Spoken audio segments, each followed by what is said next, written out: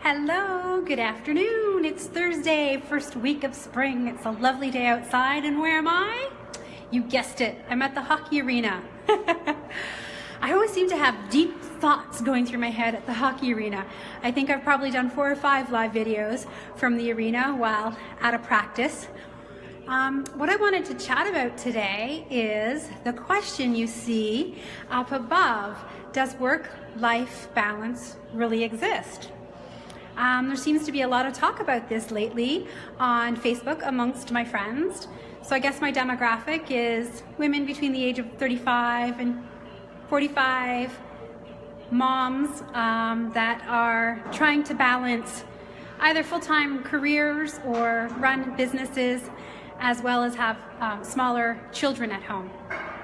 So I wanted to share with you some of the tips that I use to make sure that there is some work-life balance in our home. I first want to say that there might be a mind shift to this work-life balance thing, and I'm not sure that work-life balance happens every day. I know in our house, work-life balance does not happen every day. Work-life balance can be achieved some days, but not all. So for example, I might be working on a really big project, and I might put in 12 or 14 hours on a day. And then the next day, I take some downtime, and then it's only 2 hours. So across the 2 days, that's what I would call work-life balance. So I think one of the most important things when you're trying to achieve a work-life balance is to maybe not think of it as a daily thing, but maybe over the course of the week, how can you achieve some balance? And I think it's really important that you use a schedule or a calendar. Look at your calendar and see what activities exist that can be eliminated. Like, just look at the must-dos, the necessities, and try to eliminate some activities that maybe drain you, and replace those activities with scheduled downtime. Scheduled downtime. What I would consider downtime? Doing nothing. Schedule 30 minutes of reading. Schedule an hour program sitting in front of the television with the kids. Schedule date night. Schedule paint night with the girlfriends, right? So schedule downtime. So important. When you are looking at your schedule, the other thing that I would consider to create a work-life balance, hi Susie, is take a look at your schedule and see what activities on the schedule are draining you of not just your physical energy, but also your emotional energy. And that also counts for people. Try to avoid, if you can, the people in your life that cause you to feel zapped or drained of your energy. So work-life balance, how do we achieve it? Look at your schedule and eliminate what does not need to be there. You know, we're in a society now, or a day and age, when I think we need to keep up with the Joneses. Oh, I need to do this, or I need to do that because they're doing it.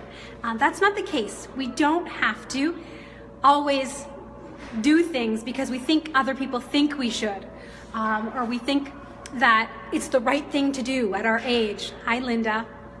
Or for our, to keep up with the Joneses. Don't do that. That's very draining. The other thing I want to talk about is when you feel work-life balance is burdening you, when you feel like it is overcoming your enjoyment of life, I would encourage you to make sure that you get out and exercise. Work life can make you feel zapped of energy, but honestly, exercise is so important and it's so good for you, and it actually does give you more energy. I promise you, try it. And it could be as simple as scheduling a walk around the block with the family after dinner. So you're scheduling some downtime with them, but including that exercise in there. The other thing you might want to consider is rethink errands. You know, we have to go grocery shopping. We have to clean the house. We have to stop and pick up this, that, or the other thing. Is there any way that we can rethink our errands and consider outsourcing them, thus saving us a little bit of time? Maybe using Grocery Gateway or whatever the grocery delivery service is in your area. Maybe it is taking your laundry to a cleaner. Maybe it is hiring a cleaning lady. You know, these things that need to be done could also zap our energy and take time away from allowing us to schedule downtime. Maybe outsourcing things will help us out. I think one of the most important things that I wanted to share with you today about work-life balance is that it's okay to say no. It's okay to say no. It's okay to not say yes to everything. It's okay to not want to please everyone. One thing we do as women, as mothers, is we want to please everyone and we want to take care of them, but we must take care of ourselves first and foremost. So learning to say no, and it's okay to say no, to take care of you, to have that downtime, to have that quiet time, to read or to nap or to garden. Those things recharge us and those things give us more energy. They clear our head and make us feel less cluttered and give us more focus. And having more focus will allow you to achieve, hi Eddie, higher levels of output when it comes to work. So yeah, that's all I wanted to share with you today, is just this question of, does work-life balance exist? I think it does. It doesn't necessarily exist every day. I kind of look at mine across a week. If I'm going to have a really busy day, the next day, I'm going to make sure I schedule some downtime, some family time, some me time. So do that. Take a look at your schedule. See what you can eliminate. See how you can schedule in the downtime you need to recharge, to refuel, to give yourself renewed energy, to feel excited, energized, and to, have a stronger, more, feel more accomplished in your day. So that's it. Just wanted to share a little bit of that. I hope that you got some tips out of that. And I'd really love for you to share some things that you do in your weekday or across the week that allows you to feel a sense of work-life balance. We're often not helping each other out enough.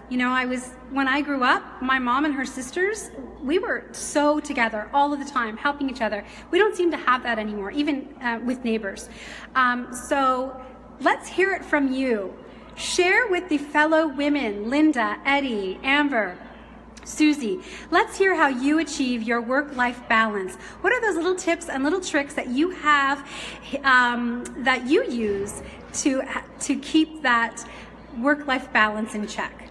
So I look forward to hearing your comments in the comment section. Take care, everyone. Have a great afternoon.